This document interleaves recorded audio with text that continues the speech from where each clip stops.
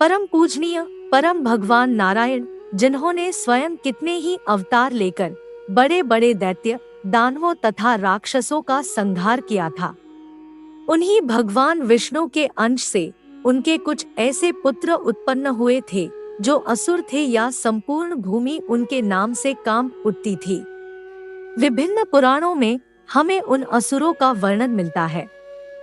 उनके बारे में विस्तार से जानने के लिए इस वीडियो के अंत तक बने रहें। और अगर आपको हमारा वीडियो पसंद आया तो इसे लाइक करें और हमारे चैनल को सब्सक्राइब जरूर करें। समुद्र मंथन के समय उनमें से कुछ वस्तु प्रकट हुई थी। उनमें से एक अमृत से भरा हुआ अमृत पात्र था। उस अमृत से भरे कलश के लिए देवों और असुरों के बीच भीषण युद्ध हुआ था। अंत में असुर विजयी हुए और वह कलश असुरों के हाथ में आ गया था। तदंतर उस कलश को पाने के लिए इंद्र के नेतृत्व में सभी देव भगवान शिव और भगवान विष्णु के पास सहायता मांगने गए। तब भगवान विष्णु ने मोहिनी रूप धारण किया और असुरों को छल कर वे कलश अपने वश में ले लिया। उस पात्र को असुरों से बचाने के लिए भगवान विष्णु ने अपनी माया जाल से कई अप्सराओं की उत्पत्ति की। वे सभी असुर अप्सराओं पर मोहित हो गए। इतने में ही विष्णु जी ने देवताओं को अमृत पान करवा दिया। इस बात की भनक जब असुरों को पड़ी तो उन्होंने प्रतिशोध के लिए देवों पर पुनः आक्रमण कर दिया, परंतु इस बार देवता विजय हो गए और अपने प्राणों की रक्षा के लिए राक्षस भागकर पाताल लोक चले गए। भगवान विष्णु भी उनके साथ पाताल लोक में प्रवेश कर गए। भगवान विष्णु पर सभी अप्सराएं मोहित हो गई।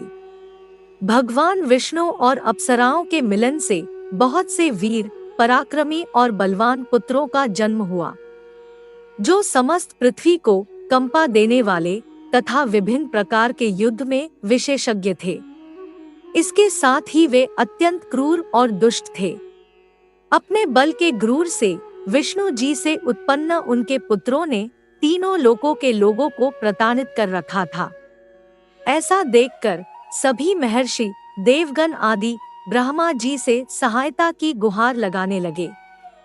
उनकी याचना को सुनकर ब्रह्मा जी उन सभी को लेकर कैलाश चले गए और भगवान शिव से प्रार्थना की कि वे विष्णु जी के असुर पुत्रों का अंत करें। तब महादेव जी ऋषभ अवतार धारण कर पाताल लोक चले गए और भगवान विष्णु के उन सभी पुत्रों को मार डाला। नरकासुर ब्रह्मा पुराण के अनुसार नरकासुर भूदेवी और भगवान विष्णु के वराह अवतार का पुत्र था। भूमि पुत्र होने के कारण पहले वे भौम भी कहलाया। विष्णु जी के आशीर्वाद से वे प्राग ज्योतिषपुर का राजा बना। माँ भूदेवी ने विष्णु जी से प्रार्थना की कि मेरे पुत्र की सुरक्षा के लिए कोई अस्त्र उसको प्रदान करें। तब विष्णु जी ने नरकासुर को वैष्णवस्त्र का ज्ञान दिया। एक परम देव पिता और पुण्यात्मा माता होने के कारण भी तदापि वे बड़ी क्रूर प्रकृति का था, इसलिए उसका नाम भौमासुर पड़ा। जैसे जैसे समय बीता वे और भी निर्दयी, निर्मम और क्रूर होता चला गया और इस कारण से नरकासुर कहा जाने लगा। भगवान विष्णु ने जब उसे प्राग ज्योतिषपुर का राजा बनाया तो वे कुछ समय तक तो ठीक से राज करता रहा, पर उसकी क्रूरता बढ़ती चली गई और वे और प्रसिद्ध होने लगा। तब बाणासुर तक भी उसकी अभिव्यक्ति की सूचना पहुंची, जिसे वे बहुत प्रभावित हुआ। इसके बाद बाणासुर और नरकासुर की मित्रता हो गई। बाणासुर की सहायता से नरकासुर और भी निर्मम और अत्याचारी होता चला गया। बाणासुर के संग के कारण उसमें सारे गुण राक्षसों वाले भर गए। ब्रह्मा जी से वर प्राप्ति के बाद नरकासुर और भी शक्तिशाली हो गया था। भौमासुर ने वरुण का छत्र, माता अदिति के कुंडल और मेरु पर्वत पर स्थित देवताओं का मणिपर्वत नामक स्थान भी छीन लिया था। भौमासुर के भंडार में कुबेर की संपत्ति से भी अधिक धन था। भौमासुर ने बलपूर्वक राजाओं से 16,000 रानियां छीनकर अपने यहाँ रख छोड़ी थी। भौमासुर के अत्याचार से पीड़ित देवराज इंद्र ने श्री कृष्ण से कहा, भौमासुर अनेक देवताओं को प्रताड़ित कर चुका है, कन्याओं का बलात्कार करता है। उसने अदिति के दोनों दिव्य कुंडल ले लिए हैं, अब मेरा इरावत भी लेना चाहता है।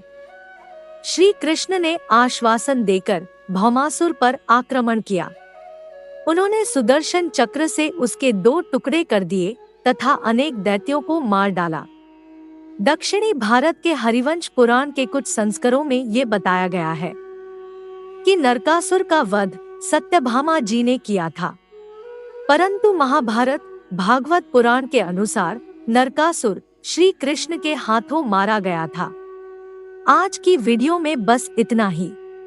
आशा करते हैं कि आपको हमारा ये वीडियो पसंद आया होगा।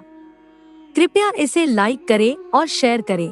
किसी भी प्रकार की गलती के लिए आप सबसे क्षमा याचना करते हुए आपसे निवेदन है, प्रेम पूर्वक परमपिता परमात्मा को मन में धारण करें। जय श्री कृष्ण।